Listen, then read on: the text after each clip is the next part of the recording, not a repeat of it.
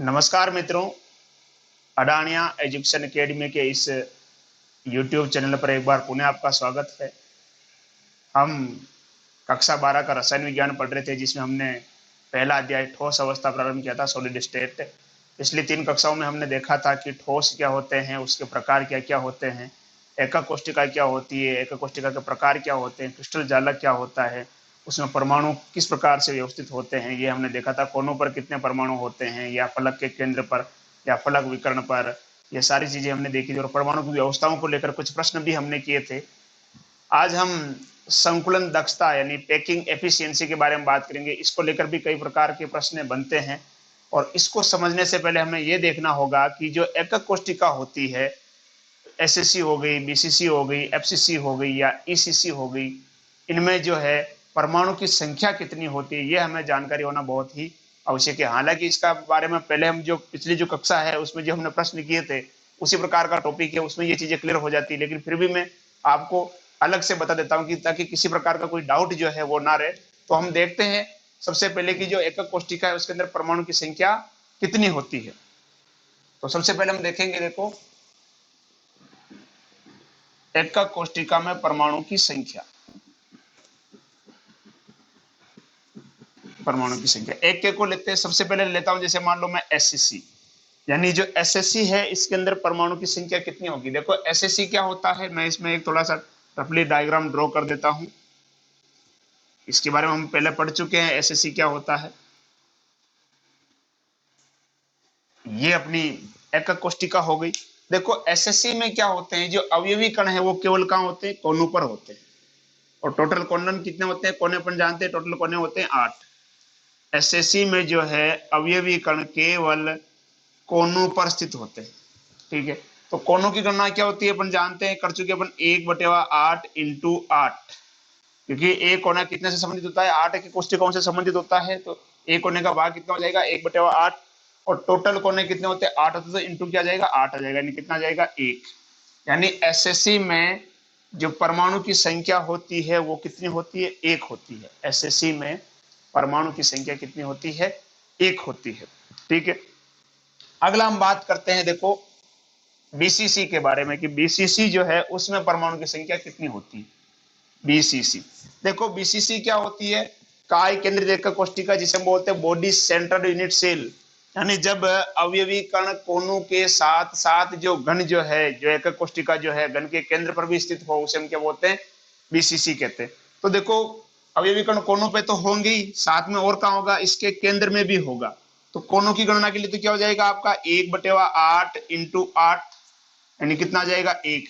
और घन के केंद्र की बात करते तो घन का केंद्र 1 ही होता है, और ये 1 से ही संबंधित होता है, तो क्या हो जाएगा, 1 इंटू 1 यानी 1। यानी टोटल कितने हो गए, 1 और 1 कितने हो गए, 2 हो गए।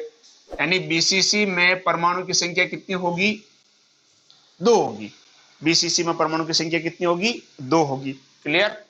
आगे हम बात करते हैं, देखो ईसीसी, अगला जो अपना आता है ईसीसी, जिसे हम बोलते हैं एंड सेंटर्ड यूनिट सेल, यानी अंत्य केंद्रित एकक कोशिका। इसमें क्या होगा, देखो अवयवी कण कोने पे तो होंगे ही होंगे, कोनों के साथ साथ क्या होते हैं, दो विपरीत फलक पर, यानी आमने सामने दो फलक पर होते हैं। कोनों के साथ साथ दो विपरीत फलक पर होते हैं। तो कोने पे तो अपन देखते हैं है ही है, दो विपरीत फलक ले लेते हैं। मान लो एक फलक मैंने ये ले लिया और दूसरा फलक मैंने ये ले लिया, तो कोनों की गणना में क्या हो जाएगा, 1/8 इंटू 8, यानी कितना जाएगा, 1 आ जाएगा। ठीक है, अब हम बात करते हैं, देखो दो विपरीत फलक, फलक की गणना अपन करते हैं, क्या करते हैं, 1/2 फलक की गणना, और टोटल फलक होते हैं 6। लेकिन यहाँ कितने फलक पर कण है, 2 ही फलक पर है, तो अपन 2 ही लेंगे, 6 के थोड़ी 6 थोड़ी लेंगे, 2 लेंगे, तो क्या हो जाएगा, यहाँ पर ये 2, तो ये भी कितना आ जाएगा, 1। यानी कितना हो गया, 1 और 1 कितना हो गया, 2। मतलब ये हुआ कि ईसीसी में भी परमाणु की संख्या कितनी होती है, 2 होती है। ईसीसी में भी परमाणु की संख्या कितनी होती है, 2 होती है। ठीक है, अगला हम बात करते हैं, देखो एफसीसी के बारे में। एफसीसी में परमाणु की संख्या कितनी होती है, हम बात करते हैं एफसीसी। देखो एफसीसी में क्या होता है कि ऐसी एकक कोशिका जिसमें अवयवी कण कोनों के साथ साथ फलक के केंद्र पर भी हो। ऐसी एकक कोशिका जिसमें अवयवी कण कोनों के साथ साथ कहां हो, फलक के केंद्र पर भी हो, उसे हम क्या कहते हैं, एफसीसी कहते थे। यानी ये तो कोने तो है ही है फलक के अंदर, एक दो, ये तीसरा फलक, ये चौथा फलक, ये पीछे वाला फलक और ये आगे वाला फलक। इस प्रकार से अवयवी कण क्या हो गए, कोनों के साथ साथ कहाँ हो गए, फलक के केंद्र पर भी हो गए। तो इसे हम क्या बोलेंगे, एफसीसी कहेंगे। अब हम बात करते हैं इसके अंदर परमाणु कितने होंगे। तो सबसे पहले अपन बात करते हैं कोनों की गणना क्या होती है, 1/8 इंटू 8 कितना आ जाएगा, एक। बात करते हैं फलक की, फलक के लिए अपन क्या लेते हैं, 1/2। अब देखो 6 के 6 फलक पर परमाणु है, 6 फलक होते हैं, 6 के 6 फलक के केंद्र पर क्या है, परमाणु है। तो यहाँ पर क्या हो जाएगा, इंटू 6, तो ये कितना आएगा 3। यानी टोटल कितने हो गए आपके, 3 और 1 कितना हो गया 4। यानी एफसीसी में परमाणु की संख्या कितनी होती है, 4 होती है। तो इस प्रकार से ये हमने देखा कि जो एकक कोष्टिका होती है इसमें परमाणु की संख्या कितनी होती है। एससीसी में कितनी होती है, 1 होती है। बीसीसी में कितनी होती है, 2 होती है। ईसीसी में कितनी होती है, 2 होती है। और एफसीसी में कितनी होती है, 4 होती है। आगे हम बात करते हैं जो संकुलन दक्षता या संकुलन क्षमता जो होती है उसके बारे में हम बात करते हैं, संकुलन क्षमता क्या होती है। तो अब हम देखते हैं संकुलन दक्षता या संकुलन क्षमता क्या होती है। देखो संकुलन क्षमता किसे कहेंगे, संकुलन क्षमता का मतलब ये होता है कि कोई भी जो एकक कोष्टिका होती है उसमें जो परमाणु होते हैं उसको द्वारा घेरा गया कुल स्थान ही क्या कहलाता है, संकुलन क्षमता कहलाता है। ठीक है, तो संकुलन दक्षता क्या हो जाएगा, देखो एकक कोष्टिका के परमाणु द्वारा घेरा गया आयतन और एकक कोष्टिका का कुल आयतन। यानी एकक कोष्टिका में जो परमाणु है उसके द्वारा घेरा गया आयतन और एकक कोष्टिका का कुल आयतन क्या कहलाता है, एकक संकुलन क्षमता कहलाता है। अगर आपको प्रतिशत में करना हो तो हम इंटू क्या कर देंगे, यहाँ पर 100 कर देंगे। ठीक है, तो सीधी सी भाषा में अगर आपसे ये पूछ ले भाई संकुलन क्षमता क्या होगी, तो अपन कह सकते हैं कि एकक कोष्टिका में परमाणु द्वारा घेरा गया आयतन और एकक कोष्टिका के कुल आयतन का अनुपात क्या कहलाता है, संकुलन क्षमता कहलाता है। या यूं कह सकते हैं कि एकक कोष्टिका में अवयवी कणों द्वारा घेरा गया कुल स्थान या कुल आयतन क्या कहलाता है, संकुलन क्षमता कहलाता है। ठीक है, अब हम बात करते हैं एक एक के अंदर, भाई एसएससी के अंदर संकुलन क्षमता कितनी होगी, बीसीसी के अंदर कितनी होगी, एफसीसी के अंदर कितनी होगी। ठीक है, तो सबसे पहले हम बात करते हैं एसएससी में संकुलन क्षमता। देखो एसएससी क्या होता है, एसएससी का मतलब होता है अवयवी कण केवल और केवल कहां पर हो, कोनों पर हो, तो उसे हम क्या बोलते हैं, एसएससी बोलते हैं। ठीक है, तो हम बात कर रहे हैं देखो एसएससी में संकुलन क्षमता, ये मैंने ड्रॉ कर रखा है एक एकक कोष्टिका जिसमें अवयवी कण देखो कहां पर होते हैं, केवल कोनों पर होते हैं। तो अपने को धुई लेने, चाहे ये स्थिति लो, चाहे ये लो, चाहे ये लो, कोई सा भी ले लो। ठीक है, इस तरह से इस जो ये जो गोला है या ये जो परमाणु है इसको मैंने नाम दे दिया ए और इस परमाणु को नाम दे दिया मैंने बी। और इन दोनों के बीच की जो दूरी है ए और बीच की दूरी, ये जो भुजा है या यूं कह सकते हैं ये जो किनारा है, ये मान लो कितना है अपना, स्मॉल ए है। कितना है, स्मॉल ए। अब देखो ये एक परमाणु हो गया यानी गोला हो गया और ये गोले की क्या हो गई, आर क्या होगी, त्रिज्या हो गई। ये इस गोले की क्या होगी, त्रिज्या हो गई। आर यहाँ पर इस गोले की त्रिज्या और ये आर इस गोले की त्रिज्या हो गई। ठीक है, तो मान लेते हैं कि देखो माना कि किनारे की लंबाई कितनी है, स्मॉल ए है। यानी ये जो पूरा किनारा है इसकी लंबाई कितनी है, स्मॉल ए। और ये कहां से कहां तक है, ए से बी तक। यानी ए बी बराबर कितना हो गया आपका, ए हो गया। ए बी बराबर क्या हो जाएगा, ए। और अपन जानते हैं ए बी बराबर देखो क्या हो जाएगा, ए से बी तक अपन चलेंगे तो ये आर और ये आर, यानी कितना हो जाएगा 2r। यानी ए बी बराबर क्या है, ये ए है और ए बी बराबर क्या है आपका 2r है। तो मैं यूं भी लिख सकता हूं कि ए बराबर क्या हो जाएगा, अगर ए बी बराबर ए है और ए बी बराबर क्या है 2r है तो ए बराबर क्या हो जाएगा 2r हो जाएगा। क्लियर, तो ये आगे आपके पास जो भुजा है या किनारा है, भुजा आ गई आपके पास कितनी, ए बराबर क्या आ गया 2r आ गया। भुजा कितनी आ गई, 2r आ गई। ठीक है, अब हम बात कर रहे हैं ये आपके पास क्या है, एक प्रकार का घन है, एकक कोष्टिका प्रकार का क्या है, घन है। और घन का आयतन क्या होता है, भुजा क्यूब होता है। घन का आयतन कितना होता है, भुजा क्यूब। तो एकक कोष्टिका का आयतन यानी अपन यूं कह सकते हैं घन का आयतन कितना होता है, भुजा क्यूब। और अपने पास भुजा कितनी आई, ए बराबर क्या आई 2r। यानी ए का क्या करेंगे अपन, क्यूब कर देंगे तो क्या हो जाएगा, ए के बराबर क्या हो जाएगा 2r का क्या हो जाएगा होल ट्राइज। तो इसको अगर सोल्व करेंगे तो ये क्या जाएगा 8r क्यूब, क्या जाएगा 8r क्यूब। यानी ये तो आ गया आपके एकक कोष्टिका का आयतन आ गया। किसका आ गया, एकक कोष्टिका का आयतन। एकक कोष्टिका क्या है, घन है और घन का आयतन अपन ने निकाल लिया, कितना आया 8r क्यूब। ठीक है, अब अपने को क्या चाहिए, एकक कोष्टिका के परमाणु द्वारा घेरा गया आयतन। और परमाणु क्या है, देखो एक प्रकार का क्या है, गोला है। परमाणु क्या है, गोला है। और गोले का आयतन क्या है, गोले का आयतन कितना होता है, देखो गोले का आयतन क्या होता है 4/3 पाई r क्यूब। ये किसका आयतन होता है, गोले का आयतन। गोले का आयतन क्या होता है 4/3 पाई r क्यूब। ठीक है। और हम जानते देखो एसएससी में परमाणु की संख्या कितनी होती है, 1 होती है। और ऊपर आपको क्या लिखना है, एकक कोष्टिका में परमाणु द्वारा घेरा गया आयतन। तो परमाणु का आयतन यानी गोले का आयतन कितना जाएगा, 4/3 पाई आर क्यूब। और एसएससी में परमाणु की संख्या कितनी होती है, 1 होती है, क्या हो जाएगा 1 इंटू 4/3 पाई आर क्यूब। ये तो आ गया ऊपर वाले आपके परमाणु का आयतन। और नीचे क्या जाएगा, ये किसका आयतन आ जाएगा, एकक कोष्टिका का आयतन आ जाएगा। इसको अगर हम सोल्व करेंगे तो देखो आर क्यूब से आर क्यूब कट जाएगा, इसको करते हैं 4, नीचे क्या जाएगा 2, ठीक है। 3 नीचे आ जाएगा तो क्या हो जाएगा 2 इंटू 3 क्या हो जाएगा 6, ऊपर क्या हो जाएगा पाई। अब देखो एक तो ये पूछा जाता है आपको, ये क्या है, ठीक है, ये है संकुलन या संकुलन भिन्न, ठीक है। एसएससी की संकुलन भिन्न कितनी होती है, पाई/6। एसएससी की जो संकुलन भिन्न है वो कितनी होती है, पाई/6। अगर आपको निकालने है संकुलन दक्षता या प्रतिशत संकुलन दक्षता तो क्या करेंगे, इंटू 100। तो ये क्या जाएगा 52.4%। इसका मतलब ये हुआ कि जो एसएससी जो है, एसएससी में जो संकुलन क्षमता है वो कितनी होती है, 52.4%। यानी एसएससी के अंदर घेरा गया कुल आयतन यानी कुल जो पैकिंग जो होती है वो कितनी होती है, 52.4% होती है। तो ये अपनी हो गई, किसमें हो गई, एसएससी में क्या हो गई, संकुलन दक्षता हो गई। बहुत ही इजी है। ज्यादातर आपको ये दो चीजें याद रखनी, एक तो ये याद रखनी, एक ये याद रखनी, और एक इसका ये याद रखना है आपको एसएससी के अंदर ए बराबर क्या होता है, 2r। क्योंकि कुछ क्वेश्चन ऐसे होंगे जब आपको r दिया होगा और आपको a पूछ लिया जाएगा, या फिर a दिया होगा आपको r पूछ लिया जाएगा, ठीक है। तो ये एक तो आपको ध्यान रखना है कि a बराबर 2r एसएससी के लिए, ठीक है। और एक आपको ये ध्यान रखना है कि इसके अंदर संकुलन क्षमता कितनी होती है और इसकी संकुलन भिन्न कितनी होती है, ठीक है। इस प्रकार से जो सोल्व करने के जो प्रश्न आते हैं वो तो बहुत ही कम आते हैं, लेकिन ये आपको आना चाहिए। कभी कभी प्रश्न पूछ लेते हैं संकुलन दक्षता निकालिए, लेकिन निकालने के जो प्रश्न है कम ही आते हैं, ठीक है। ज्यादातर इनके न्यूमेरिकल आते हैं। फिर भी ये आप अच्छे से तैयार रखें, कभी कभी ये 2 या 3 साल के अंदर इस प्रकार के प्रश्न रिपीट होते रहते हैं, संकुलन क्षमता निकालने के प्रश्न भी रिपीट होते रहते हैं। तो ये हमने देख ली एसएससी के अंदर संकुलन क्षमता कितनी होती है, किस प्रकार से हम इसको निकालते हैं। अगर इसमें किसी प्रकार की और भी कोई समस्या आ रही हो तो आप मुझे कमेंट करके जरूर बताएं, मैं कोशिश करूंगा कि आपकी हर प्रकार की समस्याओं का समाधान किया जाए।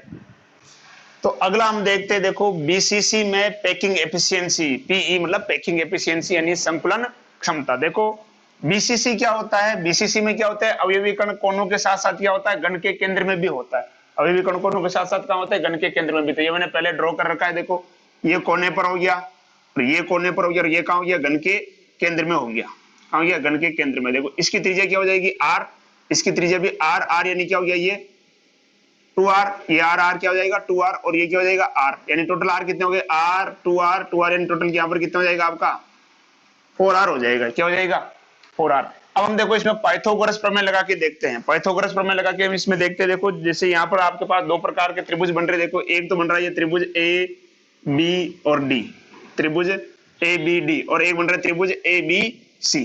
तो सबसे पहले हम देखते हैं, देखो त्रिभुज ए बी डी में, त्रिभुज ए बी डी के अंदर क्या होगा, देखो ए बी स्क्वायर बराबर क्या हो जाएगा A D square plus B D square.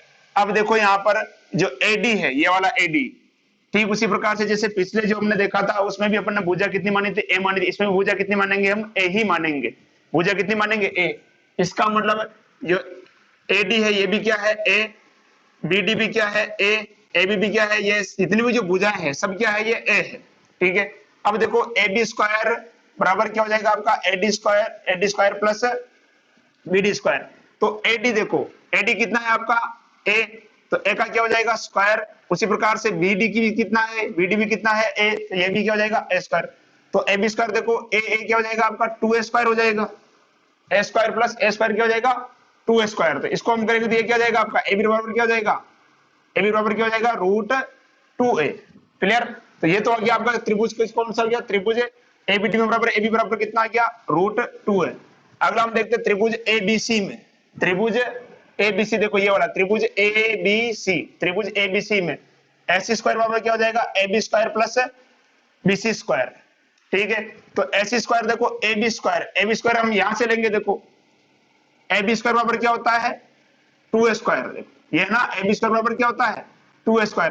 तो ए बी स्क्वायर की जगह मैं क्या लिख सकता हूं 2a स्क्वायर लिख सकता हूं, और बी सी स्क्वायर आपका क्या हो जाएगा ए स्क्वायर, क्योंकि भुजा की लंबाई कितनी है ए है, तो क्या हो जाएगा ए स्क्वायर, ठीक है।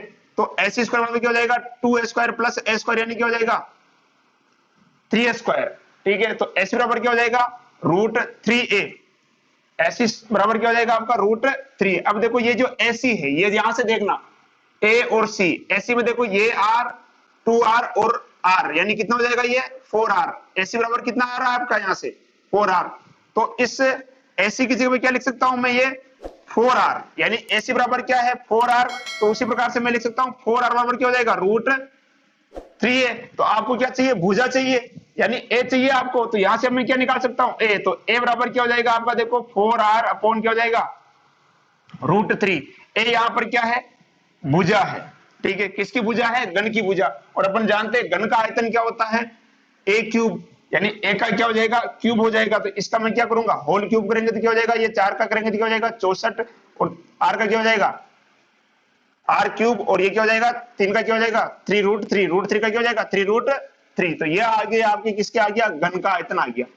किसका आयतन आ गया, घन का आयतन, ठीक है। अब हम बात करते हैं गोले का आयतन, जो हमने पिछली एसएससी में देखा था। गोले का आयतन क्या होता है 4/3 पाई r क्यूब, क्योंकि परमाणु एक प्रकार का क्या है, ये गोले तो है ही है, ठीक है। तो गोले का आयतन क्या होता है, गोले का आयतन का सूत्र क्या होता है 4/3 पाई r क्यूब, ठीक है। अब हम बात कर रहे हैं बीसीसी की। तो पहले हमने देखा था बीसीसी के अंदर जो परमाणु होते हैं, बीसीसी में परमाणु की संख्या कितनी होती है, 2 होती है, ठीक है। तो हम निकालेंगे यहाँ पर संकुलन क्षमता पैकिंग एफिशिएंसी में, यानी सबसे ऊपर तो क्या होता है परमाणु का आयतन, यानी गोले का आयतन। गोले का आयतन कितना होता है 4/3 पाई r क्यूब, और बीसीसी में परमाणु कितने होते हैं, 2 होते हैं। तो यहाँ पर क्या कर देंगे इंटू 2, और नीचे क्या आएगा घन का आयतन, यानी एकक कोष्ठिका का आयतन। घन का आयतन कितना आया था अपने पास 64 r क्यूब अपॉन 3√3, ठीक है। अब इसको हम सोल्व करते, देखो इंटू क्या कर देंगे, परसेंट में निकाल रहे हैं तो 100, सोल्व करते ये हो जाएगा 4 दूनी 8, 8 को मैं काटूंगा, आटा उठी क्या हो जाएगा 64, यानी नीचे क्या जाएगा 8, r क्यूब से r क्यूब क्या हो गया कैंसिल, 3 से 3 क्या हो गया कैंसिल, तो क्या बचेगा आपका √3 पाई। अब देखो ये हो गया आपकी संकुलन भिन्न, माफ कीजिएगा √3 पाई अपॉन 8, ये क्या हो गया आपका संकुलन भिन्न हो गई। क्या हो गई संकुलन भिन्न। अपने को अगर मान लो संकुलन क्षमता निकालना है परसेंट में, तो अपन क्या करेंगे इंटू 100, तो ये क्या हो जाएगा आपका 68%, यानी ये आ गई पैकिंग एफिशिएंसी, यानी संकुलन क्षमता। तो बीसीसी में संकुलन क्षमता कितनी होती है 68%। अब देखो इससे जो न्यूमेरिकल में जो आपसे प्रश्न बनेंगे, क्या प्रश्न बनेंगे, देखो एक तो आपको क्या ध्यान रखना है, ये ध्यान रखना है ए और आर का रिलेशन ध्यान रखना है, ठीक है। आपको भुजा दी हो सकती है, आर पूछा जा सकता है, या आर दिया हो सकता है भुजा पूछी जा सकती है। एक तो ये आपको ध्यान रखना है, ठीक है। एक आपको ध्यान रखनी है संकुलन भिन्न, और एक याद रखनी है आपको संकुलन क्षमता। तो ये 3 चीजें इस पूरे डेरिवेशन में आपको ध्यान रखनी है। एक तो भुजा और त्रिज्या का संबंध क्या होगा, और इसकी एक संकुलन भिन्न क्या होगी, और संकुलन दक्षता क्या होगी।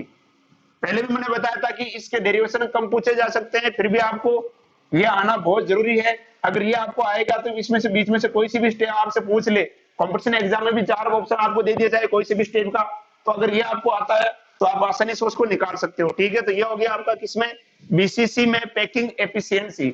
इसके आपको ध्यान रखने, एक बार फिर बता रहा हूं, ए और आर का रिलेशन, संकुलन भिन्न और संकुलन क्षमता। इसका मतलब ये हुआ कि जो बीसीसी है काय केंद्रित एकक कोष्ठिका बॉडी सेंट्रल यूनिट सेल, उसमें 68% स्थान क्या किया जाता है, घेरा जाता है, बाकी स्थान क्या रहता है, रिक्त रहता है। अगली हम बात करते हैं एफसीसी में पैकिंग एफिशिएंसी, यानी जो एफसीसी है फलक केंद्रित एकक कोष्ठिका में संकुलन क्षमता क्या होती है। देखो हम जानते हैं एफसीसी यानी फलक केंद्रित एकक कोष्ठिका किसे कहते हैं, जिसमें अवयवी कण कोनों के साथ साथ का हो, फलक के केंद्र पर भी हो। जैसे मैंने ये बना रखा है, ये जो है इसमें क्या होगा, ये है कोने, उसके साथ साथ क्या होगा फलक के केंद्र। तो इसको एक बड़ा बनाने के लिए मैंने इधर साइड में से इसे एक फलक को निकाल के बना दिया। इस तरफ देखो ये अवयवी कण क्या हो गया, कोनों के साथ साथ क्या हो गया, ये फलक के केंद्र पर भी हो गया, फलक के केंद्र पर। इसके लिए मैं मान लो अपन बना लेते, देखो त्रिभुज एबीसी हो गया। अब इसमें देखो ये क्या हो जाएगा, त्रिज्या इसकी आर, यहाँ पर क्या हो जाएगा ये 2r, और ये भी क्या हो जाएगा आर, यानी टोटल कितने आर हो गए आपके पास 4r हो गए ये भी, ठीक है। तो सबसे पहले अपन पाइथागोरस प्रमेय लगा के देखते हैं। देखो त्रिभुज एबीसी में क्या हो जाएगा आपका ac स्क्वायर बराबर क्या हो जाएगा ab square plus bc square. अपन जानते हैं ab यहाँ पर क्या है भुजा, भुजा कितनी मान रहे हैं अपन, a मान रहे, सब में यही माननी होती है, ठीक है। तो ac बराबर क्या हो जाएगा, ab बराबर क्या है आपका a, तो क्या हो जाएगा a का स्क्वायर। उसी प्रकार से bc भी क्या है आपका a, तो क्या हो जाएगा a स्क्वायर, यानी ac बराबर क्या हो जाएगा 2a स्क्वायर। ac बराबर क्या हो जाएगा, ac स्क्वायर बराबर क्या हो जाएगा 2a स्क्वायर। तो ac बराबर क्या हो जाएगा √2a, और अपन जानते हैं AC बराबर, देखो यहां से ये AC बराबर ये क्या, देखो R 2R और R यानी 4R। तो AC बराबर क्या होता है 4R, तो मैं लिख देता हूं 4R बराबर क्या हो जाएगा √2 है। अब इसको मैं ऐसे भी लिख सकता हूं, देखो a बराबर 2√2r, ध्यान रखे ये आपका क्या हो जाएगा, a और r के बीच में संबंध हो जाएगा। ये भी कर सकते हैं लेकिन ये थोड़ा इजी पड़ेगा आपके, a बराबर 2√2r, ठीक है। अब देखो अपन जानते हैं a बराबर क्या लिख सकते हैं, इसको अपन ऐसे भी लिख सकते हैं, देखो ये जो है आपका a बराबर 4r/√2, ठीक है।